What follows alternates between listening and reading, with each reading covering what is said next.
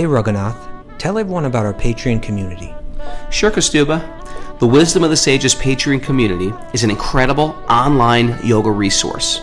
If you like the type of yoga wisdom and culture we share on the show, then our Patreon community is a great next step.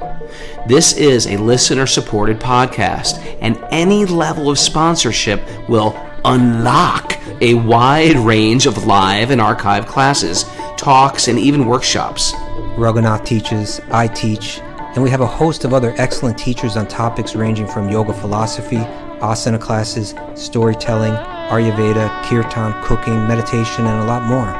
We even have an incredible online Bhakti 12-step recovery group. So if you want to check it out, go to patreon.com/wisdom of the sages. All right, let's get it on. Om Namo Bhagavate Vasudevaya. Om Namo Bhagavate Vasudevaya. Om Namo Bhagavate Vasudevaya.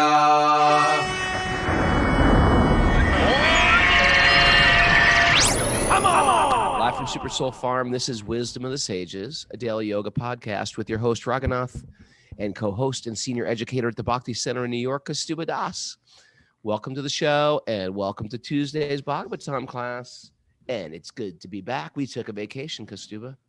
I know, it's great to have you back, Raghu. And you know, I got to say, there's a lot of talk on the chat board about your new spectacles. Yeah, man, I'm trying it out. Right. I got new glasses. They give you a whole new face, don't they? It kind of. I think it makes me look a little smarter. I think you look like Elvis Costello. Thank you. I like that. You know what? I met him He's a dapper person. guy. I met him in person. Okay. I've met so many famous people at that park in New York where I used to bring my kids. Sure enough, Elvis Costello was at the park with his kids. We're in the West Village? In the West Village. What park?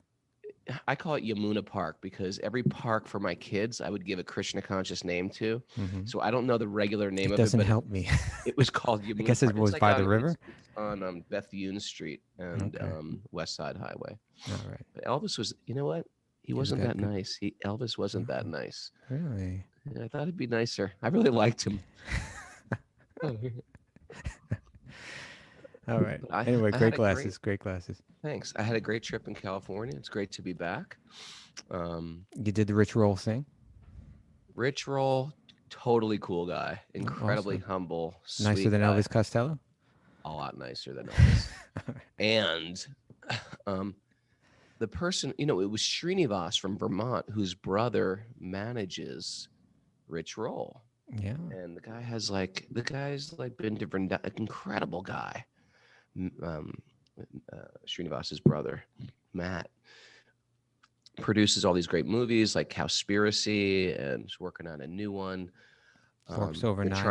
Trying to Kill Us is the new one coming out. Okay. Also about diet related to lower income people. I got to get the whole bio for him. We should get him on the show, actually. He's been to Vrindavan. He's cool people. Then we went up to meet Ram Dass and we went up to his incredible retreat center in Northern Mandala California. Publishing. Yeah. So it was great. It was a great weekend. Good.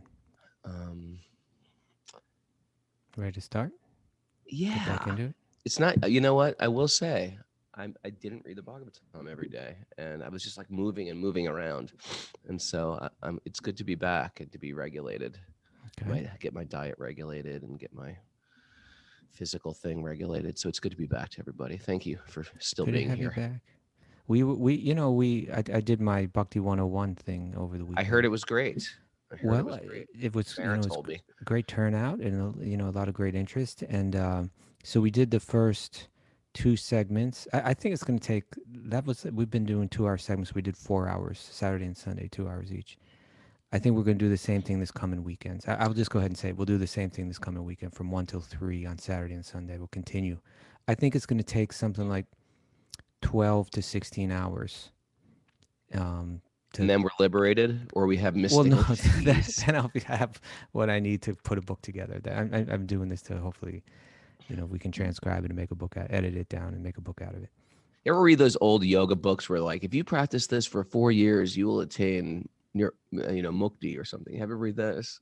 I don't remember anything. Who are you talking about? It's just some crazy books I Shivananda used to Swami, read. that kind of thing. Stuff like that. Okay. Stuff You, like I know that. you always had a certain affection for those kind of books, like Shivananda Swami's books and I was things like into that. all those books. Especially the Brahmachari one. That was a classic, right? Shivananda's Brahmachari book was very good. Yeah. Yeah. I've got a good story about. You want to hear a story about Siddhis? Siddhis. Is this your nugget for the day? Yeah, it's my nectar nugget. All right, let's hear it. Okay, so there was a liberated sadhu. They A said he liberated had all sadhu. types of siddhis. So this one person went to him and said, "Oh, this Swamiji has a siddhi." And he goes to him and he disturbs him in his cave, and he says, "Please give me this. Teach me this mantra to get this siddhis." And this Swami was like, "Don't bother me. I'm just chanting, please." And he felt like disturbed. He said, "Just chant, chant the holy name. This Everything will sounds like come." you. This sounds like you and A.G. Mohan, Just it's very similar. right? Where you were like, "Give me the secret pranayama." Give And me he the was like, secret pranayams. chanting is it? Yeah. And he said, just give me the mantras for the cities, and I'll be fine. He said, "There's no interest. Don't worry about the cities. Just chant the holy name." And he said, "Please, I will not go anywhere unless you give me this mantra for the cities." And he said, "Okay, here is the mantra. You just chant Om." He goes, "Om is the mantra?" He goes, "The Om. But when you take this mantra, you must never think of monkeys." Oh man. He's like, "Okay, that's easy." He's like, "I never think of monkeys." He goes, "Okay." So he chanted the whole time back, and as he's chanting Om Om Om on his malas, monkeys kept on appearing in his all I mind. could think about Don't think now. of monkeys. Don't think of monkeys. Then he goes home to his little house and his wife. And, and he heard something. He came home and he saw some birds flying around, and he looked. He's like, "Is that a monkey?" And he's like, "Oh, it's just a bird." And so then he goes, and every like little thing, the cat, it was like, "That a monkey?" And the idea here is that to the degree that you don't want to think about something, that thing is always in your mind. Uh-huh. His mantra had monkey.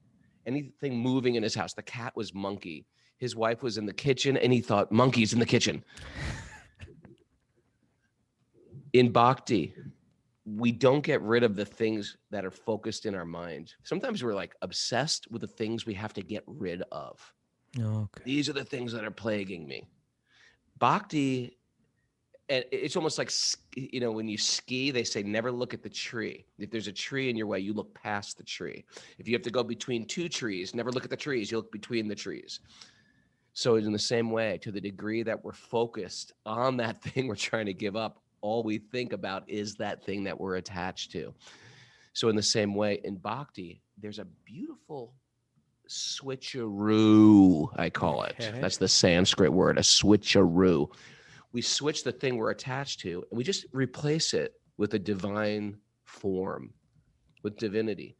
And in that divine form, it takes over the mind. Krishna becomes the object of our meditation and not the thing we're attached to. And we get a higher taste. And the higher taste comes from the complete bhakti package of remembering, of singing, of chanting, of reading, of hearing the stories about the Leelas. And then Krishna, in that form, helps us give up the lower forms that we're attached to. What do you think? Beautiful, Raghu. Beautiful nugget you brought for us with that monkey story. Thank Now, you. don't think of monkeys all day. Well, that reminds me of a classic verse from Bhagavad-gita. Classic verse. From Bhagavatam? Yeah. Let's hear. 11:242. Hmm. Devotion. 3 things it's mentioned: devotion, direct experience of the Supreme Lord, and detachment from other things. Okay, these 3. Yeah. These 3 occur simultaneously for one who has taken shelter of the Supreme Personality of Godhead. In the same way, here's the analogy, that pleasure, nourishment, and relief from hunger come simultaneously and increasingly with each bite for a person who's eating. Right? So it's like if you're eating and you're enjoying the taste of eating, naturally your hunger goes away automatically. Right? And so if we're getting deeply absorbed in our practices of bhakti, of chanting and hearing Bhagavatam, et cetera, then we naturally become detached from the things of this world. Right? That's right. It's not, you don't have to obsess about those things that you have to give up. You focus on the positive, and the negative just starts to naturally fade away. What's the Bhagavad-gita verse, Mara? First one to get it on the board Oh, wins I a think I know what prize. you're talking about. You know what, Mara? I don't know. Vishaya Vinivartante, right? Yeah. Nira rasya dehina rasavarjam rasopyasya padam dristva nirvartate. English translation by Kaustubha. Uh, the embodied soul may be restricted from sense enjoyment, although the taste for sense enjoyment still remains. But how does Ceasing. it phrase it again? But yeah, but Ceasing. ceasing such engagements by experiencing higher tastes, one is fixed in consciousness. Mm. So yeah, so like we may, while we're in the body, you know, we may be trying to give certain things up, and it can be difficult, right? But when we experience a higher taste, then easily we give these things up. So in Bhakti, we focus on that higher taste.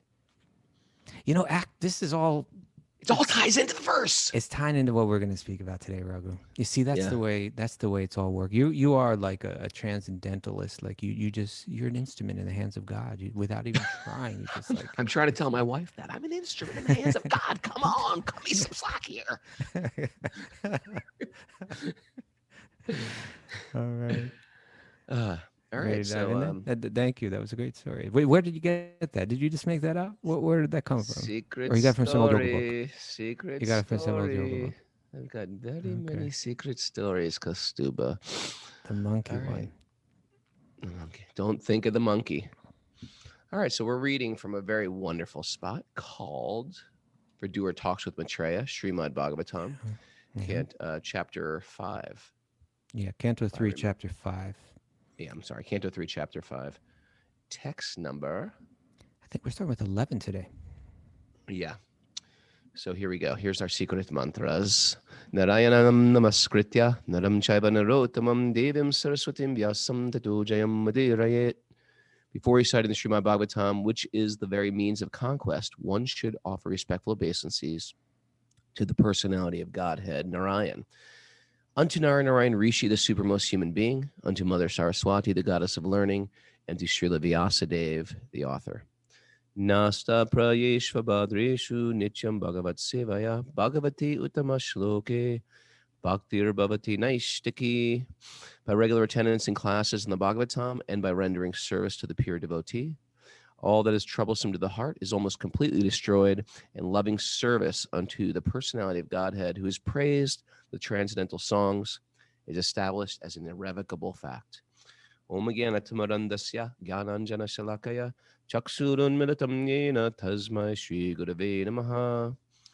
I offer my respectful obeisances to my spiritual masters who have opened my eyes, which were blinded by the darkness of ignorance with the ointment of knowledge. By the way, I had like one of those, an all-night lucid dream of Vrindavan last night. Okay. All night lucid dream. I woke up wide awake at 3 a.m. with like, that was an incredible night's sleep. I kid you not, man. It was a real full-on colorful dream. Something and I was you can share? chanting the Maha Mantra. I was with our friend Alex from Sweden. We were chanting the Maha Mantra, trying to leave our bodies. Trying to leave our bodies. Say, okay, we're just going to chant and try to leave our bodies today. Isn't that interesting dream? Where in Vrindavan were you? You know, it was places I've never been to. Are you sure it was Vrindavan? I'm totally positive. Leela Vilasini was there. Okay, It was like probably it was a was it. spiritual. It was a spiritual. You sure she goes to Goa at this time of year? Are you sure you weren't in Goa? No, she's in Govardhan, my friend. She's in Govardhan. Oh, is she? Okay, good. All right. Yeah, she just sent me these videos of her in Barshana for holy, because it's holy time in India right now, which is springtime. And they throw the holy colors at each other. You know, on my altar, I put out the little syringes and everything like that. Oh, good. Yeah, that probably sounds very weird to people. That sounds crazy. I put syringes on my altar. But The it's whole, like the whole Bhakti recovery group is like, what the hell is he talking about? Sure. There's a positive form of syringes, people. That's right. Radha and Krishna would take colored water and squirt it at each other with sacred syringes. Yeah, And these it'd big be like ones. sort of like Like water guns. like water guns, and throw colored colored ties. powders at each other. And it's just a playful way of teasing each other, but in a Hmm. sweet way. So it's one of these times of year. It's a quite unbelievable holiday where it's like there is no rules. I've literally seen people stop buses on the road, walk on the bus. Imagine like a tourist bus where you stop it, like a Peter Pan bus in America. You know, you stop the bus, you get on with a bucket of blue water Yeah. and you throw it on everybody and you say, "Holy," And everybody's happy and about it. everybody cheers. Everybody cheers. Yeah. It's it's unbelievable that they're because they accept it as a sacred thing. There is Yeah. like no one gets angry. It's just part of it, and you have to deal with it. And then when it ends, it's over, and you can't do it anymore.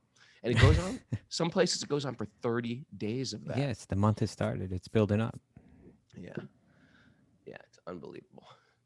All right, so By the way, today's Akadashi. Did you know that? I did. I Okay, you got a got your warning. message. I All got a right, message. very good. And it's it's a special one What's it because called? tomorrow's Varaha, so you fast half day today for that. Anyway, too Gotcha. technical, man. Okay, Too technical. I'm in. So we're on text 11, sir. All right, text 11. Let's Who in read. human society can be satisfied without hearing sufficient talk of the Lord, whose lotus feet are the sum total of all places of pilgrimage? What a great thing. And who is worshipped by the great sages and devotees. Such topics can cut off one's bondage to family affection simply Whoa. by entering the holes of one's ears. You know what's so funny? It's What? not funny. It's. I remember when my wife was pregnant with our last son, which was 7 years ago ish. I Mhm. was like, let's read the Bhagavatam. I brought the Bhagavatam to bed as we were going to bed, and I read this verse. And she's like, why do we want to cut off family ties to family affection? Like, if We you read could, something yeah. like this out of context, it can sound really horrible. Yeah, we're going to cut the ties of family affection. Like, I thought that was a good thing. Why We got to shouldn't we talk have about this. family? I'm about to have a baby, and you want to cut off the ties? Yeah, You yeah. want to explain that in layman's terms? Well, I think I look at it in two ways. And one, but maybe just a little background before I get into those two ways is this text is coming from a different time and a different place in a different world where um, when people thought about like enjoying life, like materialistically, Yeah, it was like centered around the family. It wasn't like our ridiculous like fantasies, you know. It was more about like the love of the family. mm, But the idea is that can just draw you away from a deep spiritual life potentially, right? And we even see that it's not uncommon that if someone starts to get deeply into spirituality, that their family may not understand it and try to hold them back. Or like let's say you're young and like you're in school or something like that, and the parents they want you to become a successful materialist. They want you to do well in school, then they want you to go to the right college, then they want you to get the right job, marry the right person, so that you can be happy.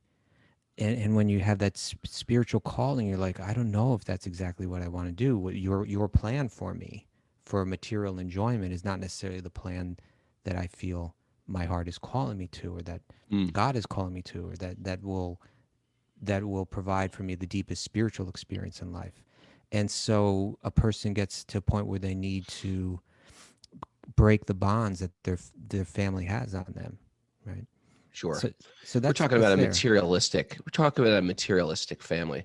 I did another workshop this weekend. There's so many others out there. I met so many others. You did a At this, workshop out there. I did a workshop, You look at you just squeezing a workshop in there. I didn't even know about this. I tell you, my wife and my son was with me. If they weren't with me, I travel like an animal. I'm going nonstop. I had to slow down a human pace because my wife and my son were there, and just like, okay, be normal, Raghu, be normal.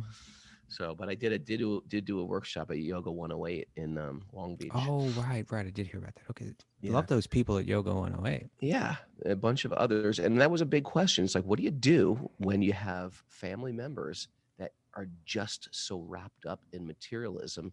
How do you deal with that? And that's an ongoing question. So we're not talking about a spiritual family. We're talking about a materialistic family and trying to work that out. So Yeah. that's another way to look at it. So yeah, so it's a fact that our family bonds can prevent us from seriously pursuing the most important thing in life, which is one's connection to God or one's spiritual life. So that's there. But there's another way that I look at this too.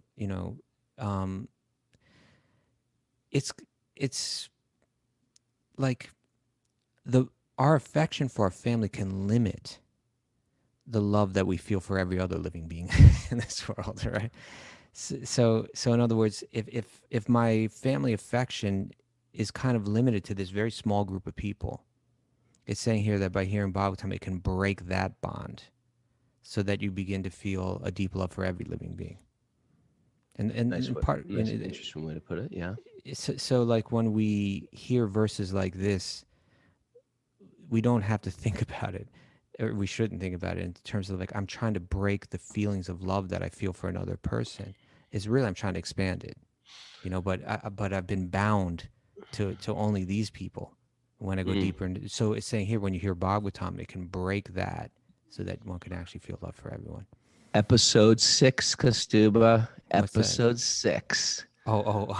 Okay. Episode 6, the death, life after death, Yeah, the life. What's it called again? I never remember the name. Surviving Death, right? surviving death. Surviving Death. Episode 6 is how these children had other families in a previous life. So we That's think right. we think our children are our children, but in fact, they have so many different families, so many different parents, and out of illusion, we actually think these are my children. And then our true love that can be manifest Mm, is blended with this thing of these are actually my children. I possess them. See, we have a very, very wide expanding concept. There is a very, very wide love out there, and due to a weird blend of materialism, our love becomes sort of possessive. This mm, is my wife. These are my children. I own this.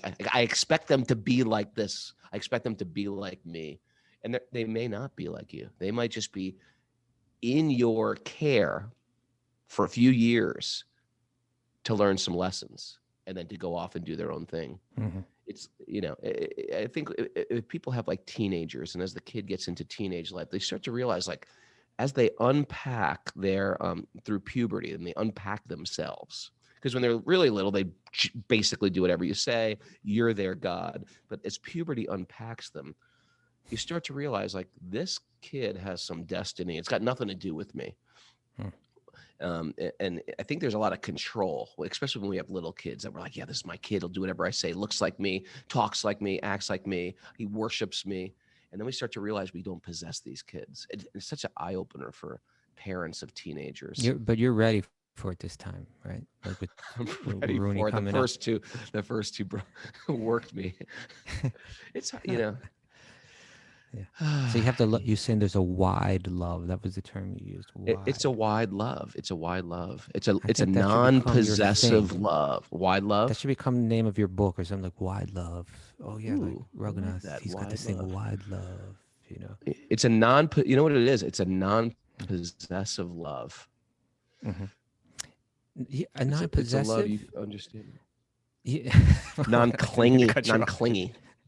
Not clingy. Yeah, that's But also I think it's like truth. It's getting down to truth. We were discussing this in our Bhakti 101 over the weekend. How like the yogi sees, it's just factually, just that wherever we see life, wherever we see birth and growth and reproduction and dwindling and disease and death, it means the soul is there, right? mm, And so that means that within every living being, and that soul is of the same quality, right? It's like the battery that is lighting up my body, the soul that is kind of empowering my body and spreading consciousness throughout my body. There's a battery just like that in your body and in Mara's body and in everyone's body, right? And our tendency and illusion is to see, oh, they're not like me. And then what to speak of when it comes to animals, or especially even when it comes to plants. But mm, the yogis recognize, hearing from the Upanishads, hearing from Mahabharata and Bhagavatam, these books, Bhagavad-gita, that there's a soul of the same quality inside every living being, whether it be human or animal or even plant. And then recognizing that, respecting that, namaste, right? Respecting the life everywhere, And Did you just say namaste? namaste, because namaste means, it's like I know. It's I such like j- a yeah. it's so yogi. It's such a yogi thing. Namaste. I see the light in Well, you. this is a yoga podcast, right? This You is mean a daily yogi yoga like podcast. All right, superficial namaste. yogi? Namaste. I got Yeah. you. All right. No, but when you say namaste, it's recognizing the atma in another person, right? It's like that, and you see that amongst the great souls is that they recognize it in animals, and they recognize it in plants too, and they treat them with respect. Like the kind of respect that one would show another human being or even one's family, right? So like that's what we're saying. Like you expand that wide love, right? And Why love? it's I like based on it. truth. It's not just sentiment, but it's seeing reality. And Mm. when we begin to see the world like that, that's when we become a real yogi, a real sadhu, right? I mean, I don't know. I've had experiences where I go back to my family's house on Christmas or something, my birth family, and I'm like, who are these people? How am I related to them? How did I get mixed up with these people? Yeah. I think that it's maybe like the most commonly, probably people when they get deep into spirituality, there has to be some breaking of some bond, some family holding them back. I think that's a very common story, you know. Well, I think whenever you get focused on your spiritual life, there's people that want to keep you in your material Yes, identity whether it be because you friends give or them a family. material, they give you a material identity. Yeah. And, I think we've all experienced perhaps as we start doing yoga on a regular basis or have a create a yoga lifestyle, we have friends, intimate friends that will say, you're not so fun anymore. What happened to you? You used to be lots of fun because their fun was in Rajas and Tamas. Right. That was the fun you shared with them. And as you become more sattvic, it's like you don't even necessarily want to get rid of them, but they don't want to hang out with you anymore. You're just not you're not fun anymore. Yeah. So I was thinking, the last time we spoke, I mentioned that film, Brother, Sun, Sister, Moon, yes, I about didn't St. watch that. Francis. I didn't You watch didn't. that. You I didn't. did not. Okay. I'm going to send you some clips from that, Raghu. Okay. But that the same thing there. That's the story of all the saints generally. Like even in our own tradition, Raghunath Das Goswami and his family was like they were almost like They're good. They were good. they were They were really like good they were people. good. But Sometimes you get a calling that you got to break free. yeah, a calling that you can't ignore. Right. It's not like cuz your family. Hey, when I joined, monk life myself, it's not because my friends were evil and I wanted to get away from my friends, but I just needed to step away so I could really find some, sacred space for myself and not have my old identity. I needed to be around a whole new set of That's people why you that went out to the didn't know farm. me. That's No, why I you. went to Vrindavan. I went to But Vrindavan after to that, you came back. You went to Gitanagari Farm, didn't you? yeah, but the idea is around all people practicing spiritual life who didn't know my past. You know what I That's what I'm mean? saying. So Yeah, therefore, you went out to the farm, yeah. right? Yeah. Yes. Saint Francis, like I think his father was like kind of like a well-to-do cloth merchant. Like he was a business guy.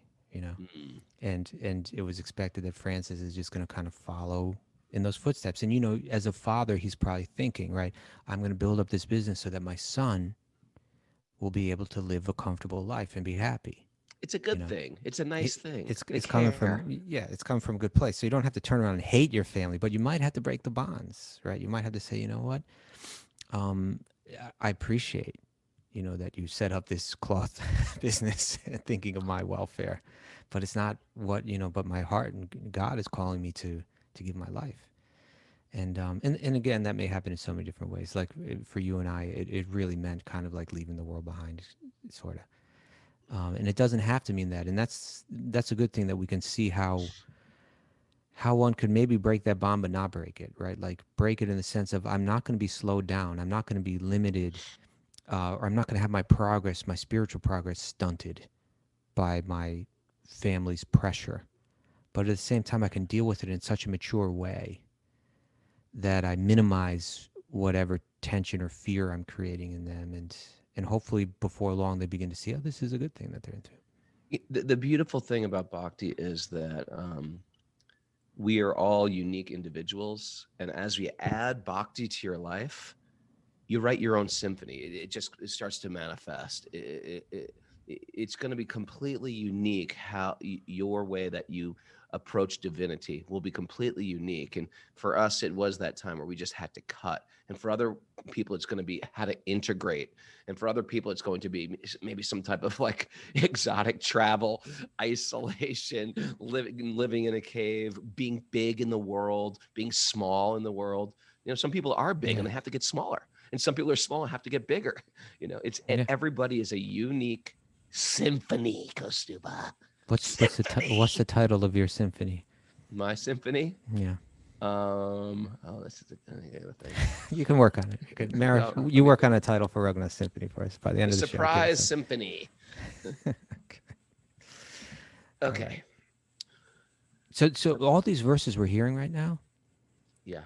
let's read it again. Who in human society? So this is again Vidor speaking to Maitreya, kind of like asking him a bunch of questions that are gonna play out in further chapters, and glorifying just the very process of these kind of topics, right? Of this kind of discussion of Bhagavatam, and we have a whole series of verses now, which happens many times in the Bhagavatam, where there's just like a glorification of this kind of discussion. So that's what happens here. Who in human society can be satisfied without hearing sufficient talk of the Lord, whose lotus feet are the sum total of all places of pilgrimage, and who is worshipped by the great sages and devotees? Such topics, they've got power, right? That's what it's saying, that there's potency in them. Such topics cut off one's bondage to family affection simply by entering into the ears. Okay, next verse about the power of this kind of talk. I just have to say again, what Yeah, happens yeah. is Okay, we, what no, happens? All right. it's such a good point, because Yeah. what happens is we stop being overly concerned about people's expectations for us. And we start to like zone into the internal receiver that we have that's giving us some spiritual instruction. There's a spiritual instruction if we tune into it, and we no longer can like be directed by external instructions if they're not in line with that calling. It's Right. like what other people think of me, whatever people want from me, what other people expect from me. That's none of my business. That's their business. Mm. Let them sit with those expectations. I Yeah. have a mission. You know, it's great. And the idea is if that's done without becoming cynical, right? Without becoming hostile, Right. um, which may be there in the beginning for a lot of people. You know, sometimes our spiritual realizations get expressed in terms of a defiance, a rejection. You know, okay, you know, maybe that's the beginning, but hopefully it matures, right? Yeah. And so that breaking free, it really gives us that space to cultivate our spiritual life. And what that breaking free means may mean so many different things, right? It still may be raising a family, having a job, and all these things. But but but refocusing the what is the point of my life? What is my purpose in life? Really getting that clear and working towards that. And as you're saying, that may manifest in people saying you're not fun anymore or whatever. You know. I'm more fun, I think. And then hopefully, you know, over the years it really, you know, manifests in beautiful and special ways, you know. All All right. right. Text 12. Text 12. You read. Your friend, so this again is Vidur to Maitreya, your friend Krishna Dvaipayana Vyasadeva, you know, Vyasadeva, hey Maitreya, your friend, because we were speaking earlier that Maitreya was also a disciple of Parashara. Parshar Muni, yeah, the Who's father Vyasadev's. of Vyasadeva. So they're kind of like, they had a connection, right? Yeah.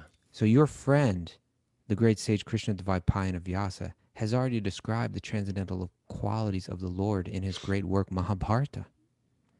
But the whole idea is to draw the attention of the mass of people to Krishna-katha. Maybe this should be our Sanskrit takeaway for the day.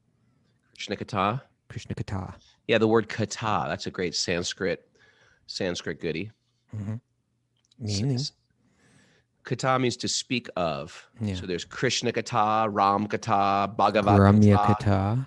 Gramya-katha means the talk of the village. Village talk. We don't want to be engaged in Mundane. Gramya. You want to put that on the board, Gramya, Mara? Gramya-katha, We want like gossip and Ram-katha, stuff like that. Hari-katha. Harikatha. These are the here. When you hear sadhus say Hari-katha, Bhagavad-katha. Ram-katha, Bhagavad-katha, And here's Krishna-katha.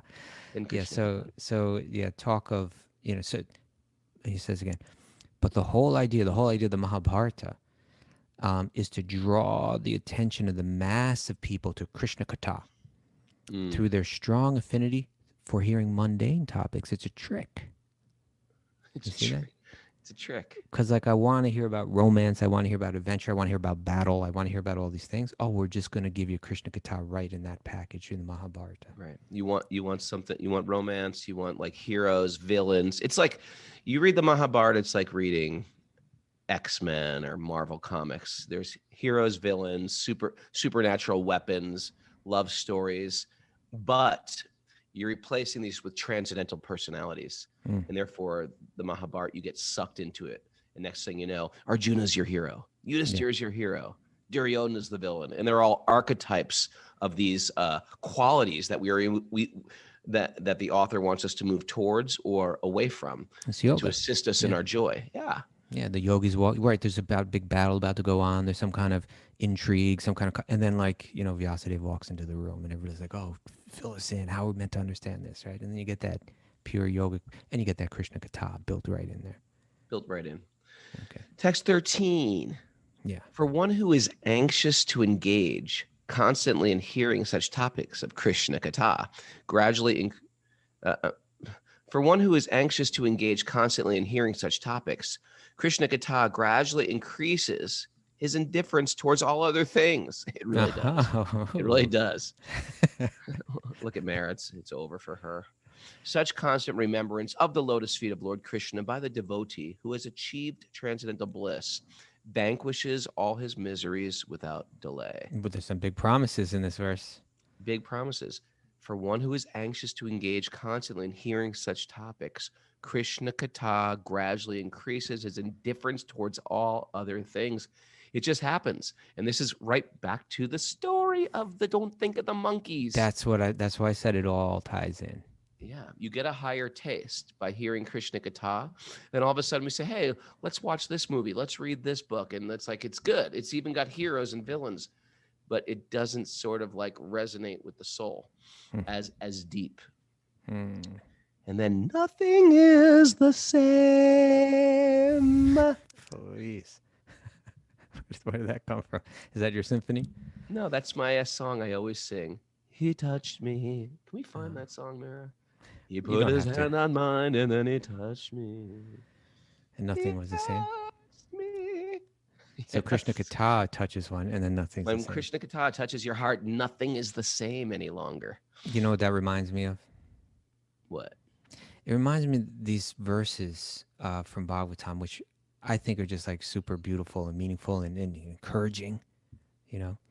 And this is from 2nd canto, 8th chapter, text 4 through 6. This is Maharaj Pariksit. We're just like, he's 8 chapters in of Shukadeva Goswami speaking Bhagavatam to him. And so he's feeling what's being described here, right? He's losing interest in everything else. His miseries are disappearing, even though there's a snake bird destined to come and kill him in a few days, right? He's not feeling any anxiety, any fear. So he says, so this is what Maharaj Pariksit says to Shukadeva Goswami. He says, persons who hear Srimad Bhagavatam regularly, you know who that is, Herga? You, me. Well, it's all of us, all the all people others, tuning in, Californians. yeah, everybody, they're listening every day to Bhagavatam, right? Persons who hear Srimad Bhagavatam regularly and are always taking the matter very seriously will have the personality of Godhead, Sri Krishna, manifested in their hearts within a short time. The sound incarnation of Lord Krishna, right? The sound incarnation um, enters into the heart of a self-realized devotee, sits on the lotus of their loving relationship, and thus cleanses the dust of material association, such as lust, anger, and hankering.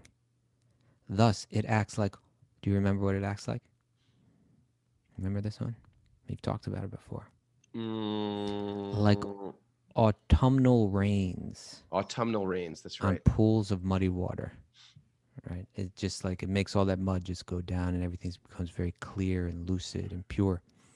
A pure devotee of the Lord whose heart has once been cleansed by the process of devotional service never relinquishes the lotus feet of Lord Krishna, though for they fully satisfy him or her, as a traveler is satisfied at home after a troubled journey.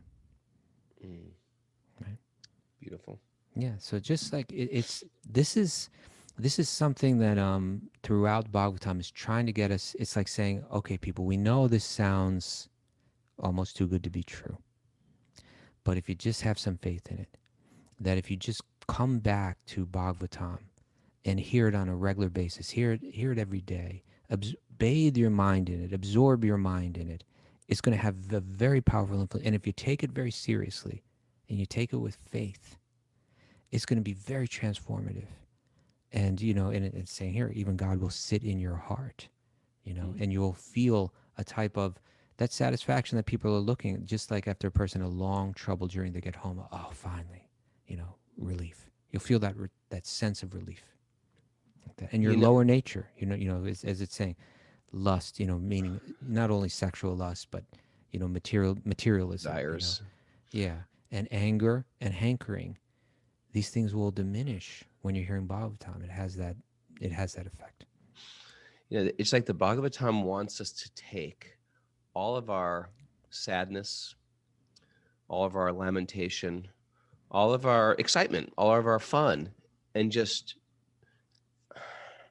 Mm-hmm. and bring it to Krishna. I had my daughter was upset about something, and she just went into the temple room and just was upset and just poured it out to Krishna. It was like a very beautiful thing to see, to witness, because and I was like, this is beautiful. This is beautiful. You're upset and you take it to Krishna. You're going through Yeah, some success or good fortune and you take it to Krishna. It's like, yeah, it's beautiful. this is our shelter in happiness and distress. There ups and downs are always going to be there, but how you deal with those ups and downs, that's what's going to change our future. Mm. You take that sadness and Krishna, what am I going to do with this now? Krishna, look how fortunate I am. And all of a sudden you've replaced your old type of crutch with a spiritual, you're throwing your hands up and you're getting directed. Now Krishna's directing your life and how am I going to process this? And you process it in a spiritual way, not in a way that causes more pain. Sometimes that crutch causes more pain. Right. That's re- Oftentimes. that's really sweet. It reminds me of the stories if you hear about like Indian villages and stuff like that, right? Where it's like people see Krishna, they see Krishna in the temple, not like they see him as one of the One of the mem villagers. one of the village, but that like if two people and I love this, and I think we need to think like this, like say two people have a conflict, right? Mm. Okay, let's go before Krishna in the temple and let's talk about this, right? 'Cause it's like, right? Like, because like I won't lie in front, like, hey, we'll go right in front of these because I would never lie in front of Krishna, right? And everybody knows, like, because their faith is so deep, that I know that person wouldn't lie, Right. in front of Krishna. So that's nice. Shall we read the commentary to this verse Yeah. Um, with your new 13, glasses? right? Yeah. Okay. Oh, no, a sec. Let I click my commentary open here. We must certainly know that one on the absolute plane, Krishna-katha, and Krishna are one and the same. So speaking of Krishna and Krishna are one and the same. That's a big deal But right there. that's a huge deal because that means you can always invoke Krishna by just There you go. reading about Krishna. You could just open a book and it's like being with Krishna. It's And you feel that immediately. Well, it's like we hear that, right? And for us to hear that is like, well, that doesn't really make sense. If I read about, whatever, give me any subject. Virginia If I or, read about Virginia, It doesn't I'm mean not like I'm getting in Virginia. Virginia. Yeah, or Right. Virginia manifests in some way. If I read about George Washington, it's not like George Washington suddenly appears. But this is saying not only like figuratively, but even literally, that when you read Bhagavatam, when you have Krishna-katha, that Krishna is non-different from that discussion and is there in a very profound way with all his potencies. And so my understanding of advancement in spiritual life or advancement in the practice of bhakti is you hear that, you take it on faith and practice as if that were true. And as you practice and as you deepen and as the years and decades of your life go by, your realization of that, your faith in that becomes stronger and your realization of it becomes deeper until you realize it on a level that's like complete, Mm. right? And then for that person, they really don't need anything else in their life. They, it's entirely fully satisfying because they feel God. They feel God's presence just by talking about God. Beautiful. All right. The Lord is the absolute truth, and therefore his name, form, qualities, etc., which are all understood to be Krishna-katha, are none different from him. Mm-hmm. Bhagavad-gita, being spoken by the Lord, is as good as the Lord himself. When a sincere devotee reads Bhagavad-gita, this is as good as seeing the Lord face to face in his personal presence. But this is not so. This is not so for the mundane wrangler. Okay. I love that word. You wrangler. So so mundane wrangler. A We mundane wrangler. we have a like a contrast here. You have, it was mentioned, the sincere reader of the Bhagavad Gita, and then on the other side of the fence you have the mundane wrangler. Let's hear about the mundane wrangler. All the Do you know what a potency. wrangler is, by the way? For some reason, I guess maybe because of Wrangler jeans, I thought it was I thought it was like sort of a cowboy who wrangles cows. Yeah, it can mean wrangler. Like that. It's I got the definition here. You're Wrangler. kidding. A Yeah, wrangler. wrangler. Okay. It's a North American. The North American definition of this word is a person in charge of horses or other livestock on a ranch. You know what? Yeah. There's got to be a British because Prabhupada has this British Well, that's English. what I I'm bet there's about a. to get to. I'm going to give you that right now. Okay. Yeah, yeah, Gotcha. yeah. A person engaging in a lengthy and complicated quarrel or dispute is a wrangler. Oh, now it makes sense. Okay, there you go. Prabhupada always used this word, a mundane wrangler. Yeah. And it was always, to me, it was always like a mundane cowboy. That's how I would think of it. But there's like a British use of the word wrangler. Yeah. Again, a person engaging in a lengthy and complicated quarrel or dispute. A mundane. Thank And you. so mundane also, what does mundane mean? Of the material world. Of the earthly, of the material world, like that. So a mundane wrangler is someone so in context of reading the Bhagavad Gita, there's someone that doesn't have that faith that this sound is not different from Krishna. Someone Sure. who's trying to approach it from a materialistic perspective, Sure. without that kind of faith, and then they'll get into debates and they'll write commentaries on it and so on, so they become a mundane wrangler. Okay, let's continue. Okay. All the potencies of the Lord are there when one reads the Bhagavad Gita, provided it is read in the way recommended in the Gita by the Lord himself. Okay. One cannot foolishly manufacture an interpretation of the Bhagavad Gita and still bring about transcendental benefit. People try to do this with yoga system all the time. Here's how I'm going to interpret what yoga means. It's already been interpreted. You don't have to create a new yoga. You don't have to do your own There's a tradition. commentaries. There's a Yeah. tradition, and you're going to get the benefit. Now, it's okay. You could do a spin-off of what you think yoga is or how yoga should be taught and stuff like that. You're just not going to learn it as it's been taught traditionally. And a matter of fact, after a while, it just becomes you and your spin-off. But you don't get the benefit of the yoga system. I see this all the time. I see it all. It drives you crazy, doesn't it? It drives me a little crazy, but just don't call it yoga anymore, people. Just call it your own thing. Give it your own name. All the potencies of the Lord are there, because then they get mad if you talk about Krishna. It's like, come on, it's the Bhagavad Gita. Krishna is Yogeshwar. It's like, don't get mad at me. You should get mad at yourself. Just call it Find Krishna. another Already book is. if you're. Yeah.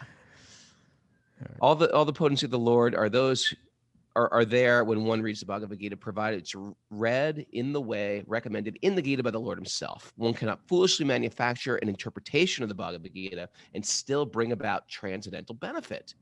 Anyone who tries to squeeze some artificial meaning or interpretation from the Bhagavad Gita for an ulterior motive, by the way, it doesn't have to be an evil ulterior motive, just some other motive, is not Shradana Pungsham.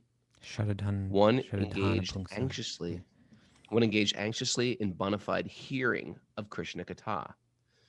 Such a person cannot derive any benefit from reading Bhagavad Gita, however great a scholar he may be in the estimation of the layman, right? So they can even be a Sanskrit scholar, but if professor, right, but if you're not hearing it in a spiritual context, trickling down from spiritual authorities, and you're just using your wrangling potential, your wrangling, perhaps your mundane wrangling to interpret, you're not going to give what Krishna was giving.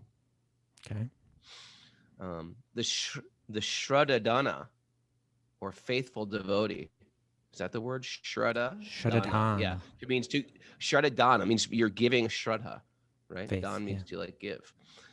Or faithful devotee can actually derive all the benefits of Bhagavad Gita, because by the omnipotency of the Lord, he achieves the transcendental bliss, which vanquishes attachment and nullifies all concomitant, how do you pronounce that word? Concomitant material miseries. Only the devotee, by his factual experience, can understand the import of this verse spoken by Vidura. The pure devotee of the Lord enjoys life by constantly remembering the lotus feet of the Lord, by hearing Krishna-katha. It's beautiful, Krishna-katha. For such a devotee, there is no such thing as material existence, and the much advertised bliss of Brahmananda. You see advertisements for it all the time, right? The bliss of Brahmananda is like a fig. Unfortunately, I love figs. It's like a fig for the is like a fig for the devotees who, in the midst of who are in the midst of the transcendental ocean of bliss. It's like an ocean of figs. It's like an ocean of transcendental figs. Yeah. Okay. So that means what that's saying is that when you hear Bhagavad Gita without mundane wrangling, and when someone that knows the whole history reads this commentary, you can. Prabhupada is alluding to certain commentators, and one in particular who was a very famous scholar, and who, for instance, wrangled when it came to, like, Prabhupada gives the example of text 938 in the Bhagavad Gita, 934, where Krishna says in this emphatic statement, right? Manmana bhava madbhakto madhyaji mam namaskar. Like, he says, always think of me, become my devotee, worship me, offer me your homage, and surely you'll come to me because you're very dear to me. It's like Krishna says, can't get any more lucid, more clear than that. He says me in the verse like 5 times, right? Like, and so it's like, and so then the commentator says, in this verse, the word me does not refer to Krishna, but it refers to the dark unknown within. And so Prabhupada was like, there's no way that Krishna could have said this and you would have allowed, he's being super, super emphatic about it, super clear about it, and you're still wrangling and wrestling some other kind of meaning out of it. He's saying, so this verse is saying, if you do that, you're not going to actually hear the message. And so when it comes to Brahmananda, it means that experience of the impersonal energy of God, but never knowing God as a person. And that won't be achieved. And the great sages say that the bliss of that Brahmananda, which is basically the bliss of relief from material suffering, it's nothing compared to the ocean of bliss, which is divine love. All right, that being said, my friend. Yeah, I was going to break down a tongue twister for you, Raghu. Oh, let me hear the tongue twister. Well, because this is mentioned. This verse mentions this word shradadhanyasya. and there's that very famous verse 1, 2, 16 from the Bhagavatam, first canto, second chapter, text 16. Shushushro Shodadhanas Cha Vasudeva Kataruchi Yes, Syamahasivaya Yeah. Vipra. Punya Tirtha Nishevana. But that is actually, this is the pronunciation. Let's see if you get it right. Say it again slow. The first line. Shushushro You see, no, Shradadhanasya. because it's not shu shu shro, because it's much easier to say that way. It's shu shru sho shradadhanyasya. It's a Bhagavatam tongue twister. It's a tongue twister. Duryodhana does dastardly deeds. Shu shu sho shradadhanyasya. And I thought you would like that. That was beautiful. And it's good to be back, people. It's good to be back to the Bhagavatam. Good to be back to all your beautiful faces. Vegan trucker, see you there, trucking around. Anything Thanks, everybody, happening for joining today, us. Mara? Yeah, we have a Bhakti Recovery Group men's meeting at 11, and Ananda Devi is teaching asana at 10. Oh, not day. That's Yeah. Warrior Sage Fitness right Yep. there. It's a community-supported podcast. So come on, community. Go there, get your cryptocurrency, donate your cryptocurrency monthly pledge of your Bitcoins or whatever you want to pledge to support our show. Thanks to everybody who does support us and keep this thing going. We appreciate it, and we really appreciate this morning community. If you want to join us live on Zoom, you can do it. Email Mara, wisdomofthesages108@gmail.com. Also, your questions for Saturday, please mail them in. We'll go through our questions every week. It's part of the fun. Tell your friends. If you like something from the show, you write it down, you little nugget of wisdom, and post it and tag us, and we'll repost it and tag you. Another day with the Bhagavatam. Hearing the message of the Bhagavatam on a regular day changes our trajectory of how we move in the world. We're all feeling it. Thanks, everybody. Now let's sing and dance and be merry.